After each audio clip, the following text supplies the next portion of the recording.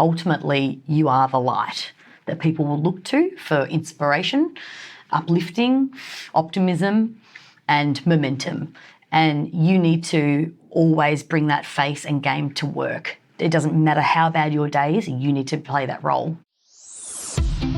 You're listening to Elevate, the official podcast of Elite Agent Magazine for real estate industry sales professionals, property managers, and leaders. Each episode, we bring you behind-the-scenes coaching, news analysis, exclusive interviews, technology, and more to help you list more, sell more, and elevate your results. To subscribe to the magazine, visit eliteagent.com.au/subscribe.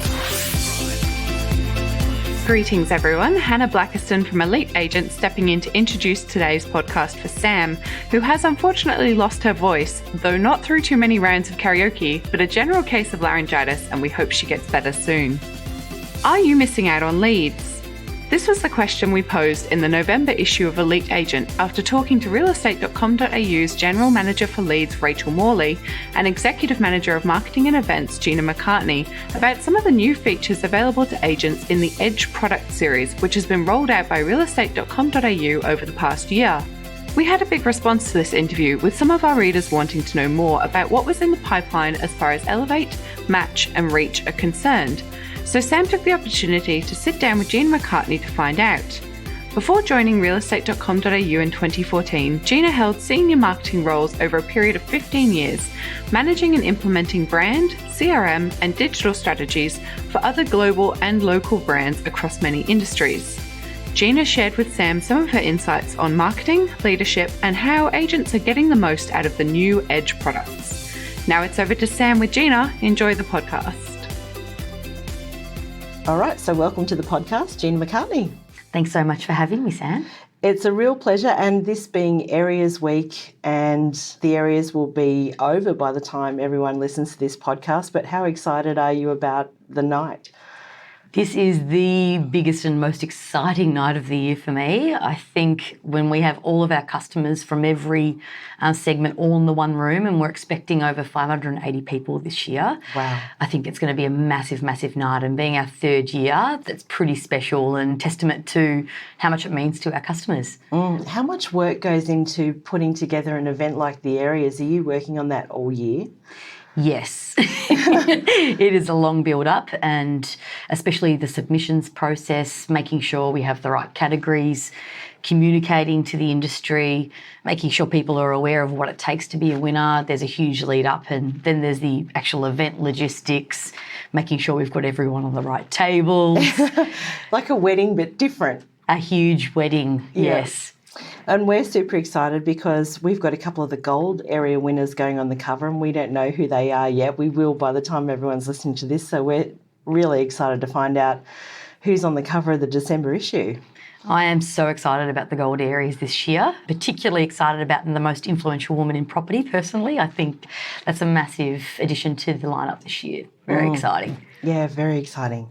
So we had a big response to the interview that I did a couple of months back with yourself and Rachel Morley, who's the product manager in charge of leads.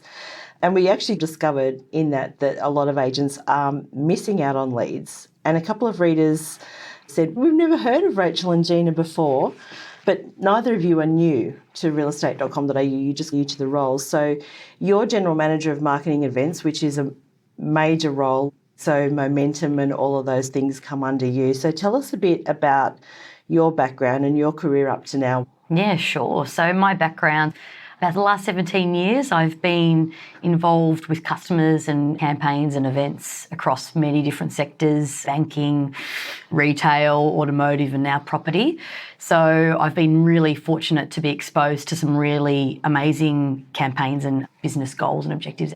And really how that's all sort of rolled up into what I do today is pretty amazing job, which is about finding the best way to bring our brand to life for customers, make those interactions meaningful and rewarding, and really helping the industry grow, and wherever we can, bring the insights that we have as an organisation to the individuals, whether it's principals, agents. It's a big job and it feels like a large accountability at times, but when it works and you see customers absolutely thrilled, engaged, and leaving rewarded. Nothing beats that. So, yeah, awesome. So you and your team have had a massive year too with the launch of the Edge product series, which we've seen rolled out over 12 months, which incorporates Elevate, Match and Reach. So for those people out there that may have been under a rock or something like that, tell us a bit about what's next for Elevate. So Elevate's elevated agent profiles, but what's coming with Elevate? Because you're continually updating that product.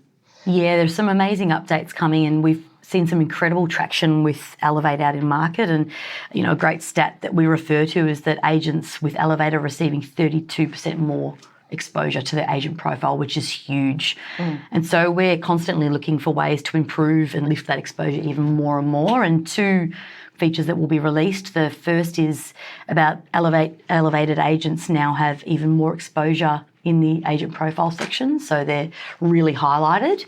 And the second is Elevate customers now appear in our weekly wrap, which goes out to 500,000 property seekers every week. So Yeah, wow. really high exposure, and 2 great examples of us elevating Elevate. And the other one I might just call out, Sam, is that there's another feature about to be released with the photo carousel, which is, as you can imagine, a huge interaction point for consumers on listings, and us adding that agent's profile to the end of that carousel, which is a great feature. So exciting times for Elevate. What about Match? Because that was also matching agents to potential client inquiries. So what's happening with that one in the future? So Match has gained a lot of traction since we've released it. And I think one of the key learnings for us has been the richness of insight that we can provide the agent about that lead. So we're looking for more and more ways to gather more insights about that lead to then pass on to the agent to better equip them to manage that lead and inquiry. And I think also the really interesting space is how rapidly people or agents are responding to leads via the Match service. And an example is, since we introduced the SMS lead notification, we've got agents responding to leads within 8 minutes of an SMS. Now, that's quite a dramatic shift when you think about there's traditionally been 24 hours, 48 hours for a response time to a lead. That's incredible. So everything we can do to speed up that response time for an inquiry means that the agent has a better chance of winning the business. Yeah, I remember Rachel had some amazing statistic on the success of converting an inquiry to a customer the quicker that you respond. And I always kind of thought that if you responded too quickly, it might be a little bit creepy or something like that. Yeah, there is a stat. I think it's something like the consumer is 100 times more likely to respond well to a fast response time within 5 minutes. And I think it's the expectation. Consumers have an expectation of a quick response. They don't have time to be waiting around. And when everyone else is leading the charge on immediate response or automated response, it's an expectation consumers have. Yeah, I know they were saying something similar at NAR. There was a guy there that backed up that statistic as well, who said if you're not responding the second it hits your inbox, then it's hit 3 other agents' inboxes. Yep. Or potentially, and they might respond earlier. And I loved his response to that. If the consumer says, literally, this thing has just hit my inbox, how did you call so quickly? It's like, well, this is how we do business. Yeah. And convert away. So if you're in any doubt, call that lead back really quickly. Super fast. So that's Elevate and Match. What about Reach? Yeah, so Reach is the final product as part of the Agent Edge suite for this round, and we've currently got a pilot product in development, which is incredibly exciting. Yeah. And we're working with a small group of customers at this very second to test multi-channel campaigns and see how the product performs, and going through that tweak and refine process. And we're moving very quickly. Can't provide the exact next steps and details for you, but we're moving very fast to bring that product to market. So that's really exciting too, because that means that if someone's looking on realestate.com.au for something, and we know how, for example, every time I look at a pair of shoes online, it seems to chase me around the internet. So now if someone's looking at something on realestate.com.au, whether it be a property or an agent or something like that, there is the potential for them to see that remarketed around the internet on other sites now. Yeah, and some will call it the stalker strategy, but we know stalker strategy works incredibly well, incredibly well. Yeah, absolutely.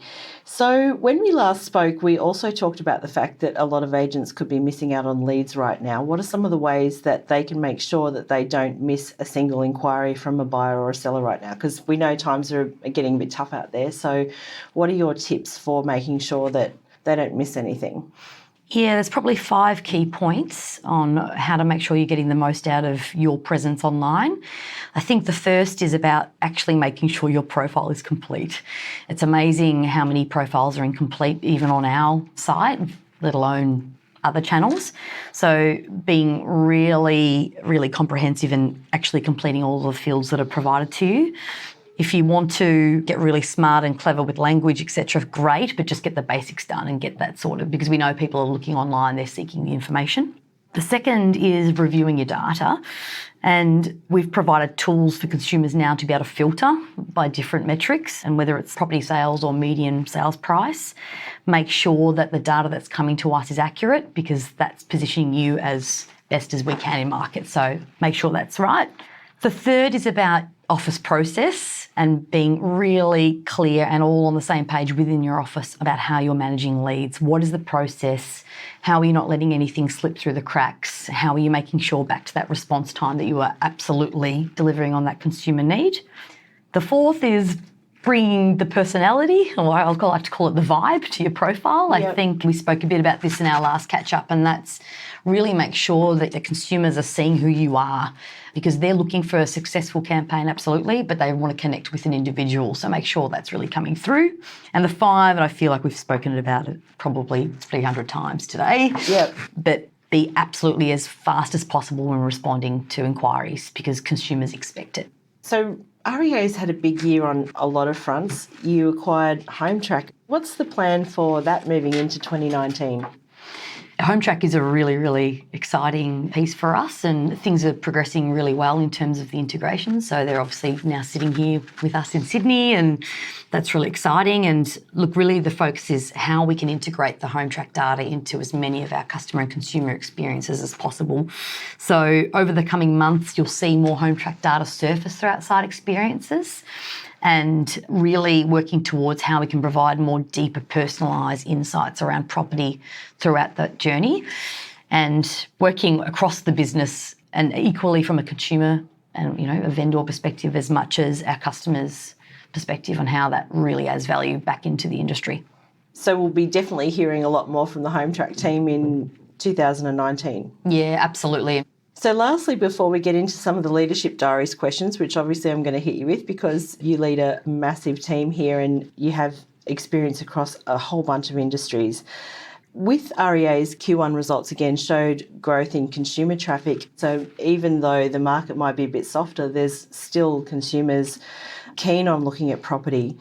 Managing and growing a consumer audience that big takes a phenomenal effort. So what are some of the initiatives that REA are working on right now on the consumer side to keep consumers happy and the experience personal? Great question.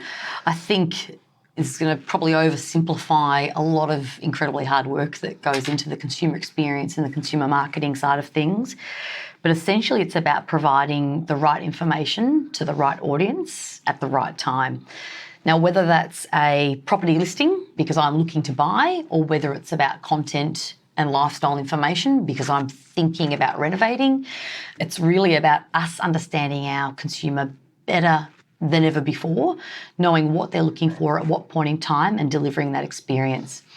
I think whilst that's a really, really key component, obviously how the customer component works into that is really, really important, and we work very closely together to make sure that there's a really balanced view on when we're bringing the consumer to the experience, how is the customer able to interact and get value out of that.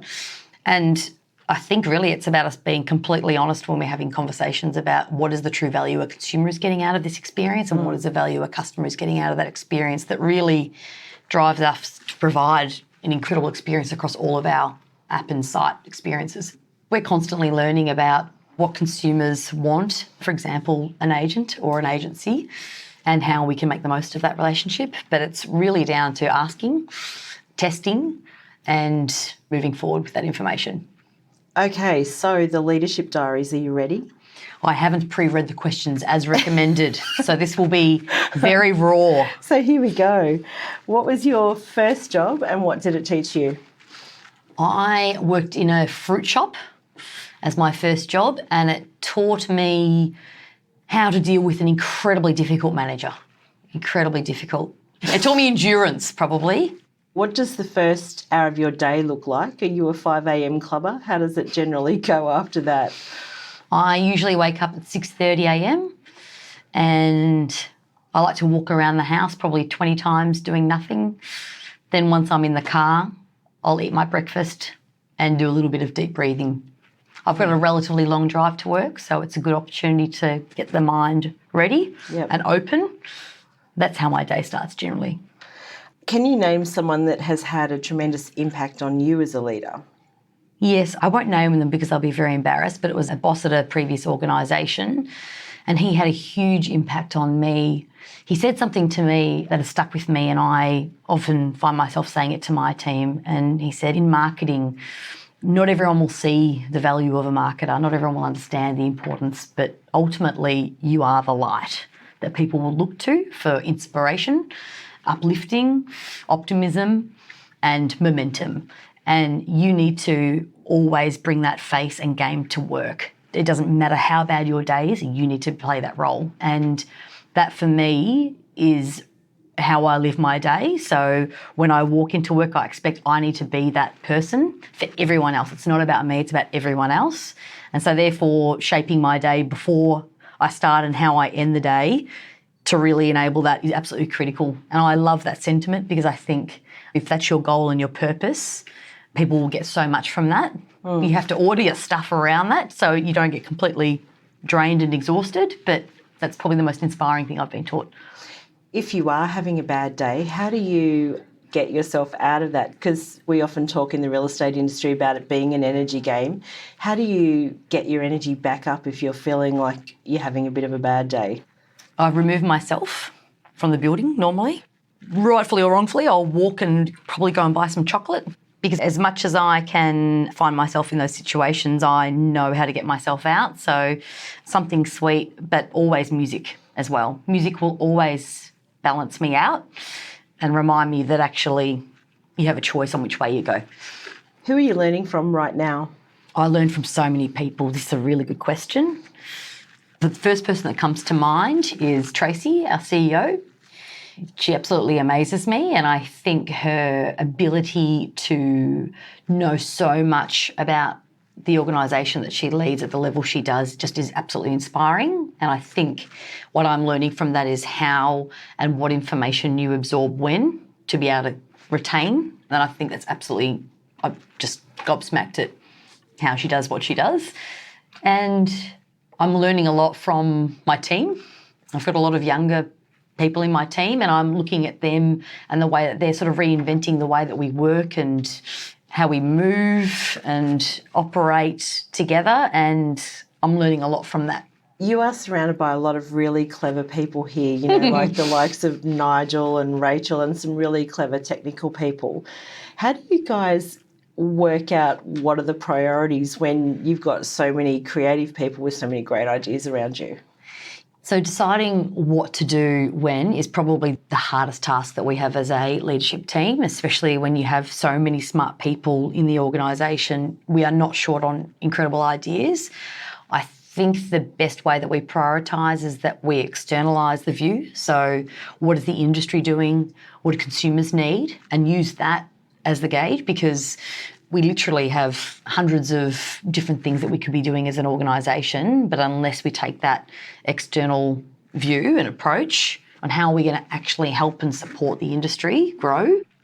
What's your favourite question to ask someone in a job interview, and what does the answer tell you about them? This is funny. I love this one because it's really awkward every time. I say, what are the 3 words that your friends and family would use to describe you? You know, they have a bit of a think and they list them out. And then I say, so what are the 3 words that your boss would use to describe you? And then your team.